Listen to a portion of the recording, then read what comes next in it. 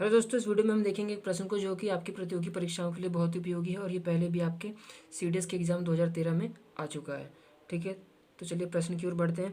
ABC एक त्रिभुज है जहाँ पर BC बराबर 2AB, मतलब इसकी एक भुजा किसी दूसरी भुजा के दो गुनी है और एंगल B जो है वो 30 डिग्री मतलब 30 अंश का है और एंगल A 90 डिग्री 90 अंश का और भुजा AC बराबर है। मतलब आपको चार ऑप्शन दिए हैं, आपको बताना है कि AC किसके बराबर होगी।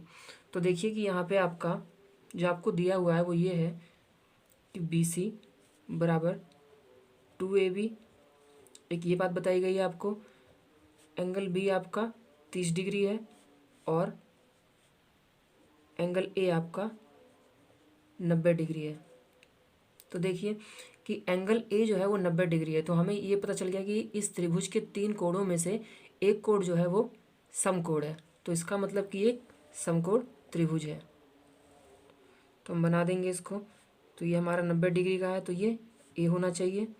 अब जो एंगल B है वो 30 डिग्री का है, तो हम इसको या फिर इसको, इन दोनों में से किसी को भी 30 डिग्री का कर देते हैं। तो मैं इसको कर देता हूँ 30 डिग्री का और इसको हम दे देते हैं नाम B। तो तीसरा वाला अपने आप C।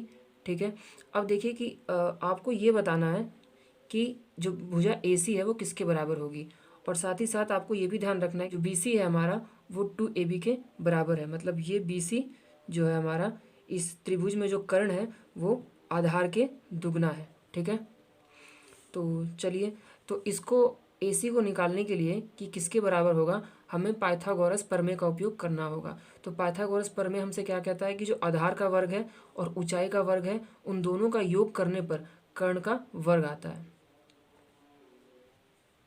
तो ये हमारा पाइथागोरस प्रमेय है। ठीक है, तो इसी के आधार पे हम अब अपने इस सवाल को सॉल्व करेंगे। ठीक है, तो देखिए आधार का आपको वर्ग करना है। तो आधार क्या है यहाँ पे AB, तो AB का वर्ग। ऊंचाई, ऊंचाई क्या है यहाँ पे AC, AC का वर्ग। कर्ण क्या है यहाँ पे BC, BC का वर्ग। और अब यहाँ पे देखिए कि जो हमारा BC है वो 2AB के बराबर है, तो हम BC की जगह 2AB रख सकते हैं और बाकी सब वैसे ही।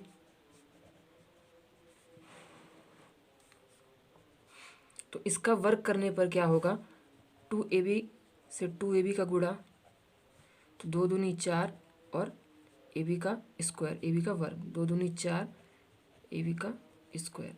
तो यहाँ पे AB का स्क्वायर और AC का स्क्वायर। अब देखिए कि हमें AC निकालना था। देखिए AC निकालना था तो हम AC को एक तरफ कर लेंगे और बाकी सभी चीज़ों को एक तरफ कर देंगे। तो 4 A वाला जो AB स्क्वायर है उधर जाके माइनस का हो जाएगा। तो ये क्या हो जाएगा, 4 में से 1 गया तो 3 और AB का स्क्वायर, AB का वर्ग, और ये हमारा AC स्क्वायर और ये भी AC स्क्वायर। तो देखिए कि हमें AC निकालना था तो हम इस वर्ग को भी उधर भेजेंगे। तो जिस तरीके से प्लस उधर जाके माइनस हो जाता है, माइनस प्लस हो जाता है, गुणा भाग और भाग गुणा हो जाता है, उसी तरीके से ये जो हमारा वर्ग होगा उधर जाके वर्गमूल हो जाएगा। वर्ग दूसरी तरफ जाके बराबर के वर्गमूल हो जाता है। तो 3 AB का स्क्वायर और ये हो जाएगा AC। तो AC हमारा क्या निकल के आएगा, अब देखिए AB का यहाँ पे स्क्वायर लिखा हुआ है।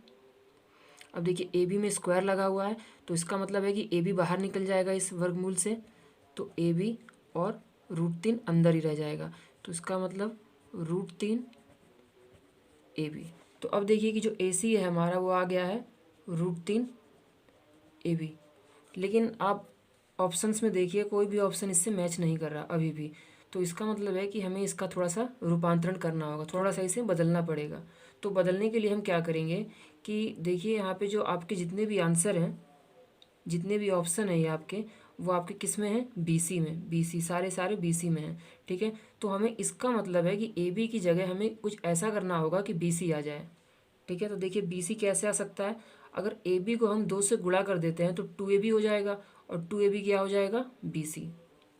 तो 2 से गुणा कर देते हैं, 2 से भाग कर देते हैं, तो √3 और ये पूरा मिला के क्या हो जाएगा हमारा 2AB, और 2AB किसके बराबर है BC के, तो BC और नीचे का 2 रह जाएगा। और ये 2 इसलिए आ गया है क्योंकि अगर आप ऊपर गुणा करेंगे तो आपको नीचे भी गुणा करना पड़ेगा। तो AC हमारा हो गया √3 BC/2। तो देखिए कि हमारा डी ऑप्शन करेक्ट है। तो मैं आशा करता हूँ कि वीडियो आपको पसंद आया होगा। अगर वीडियो पसंद आया तो लाइक करें, चैनल को सब्सक्राइब करें, बेल आइकन को हिट करें ताकि आपको ऐसी वीडियो मिलती रहे।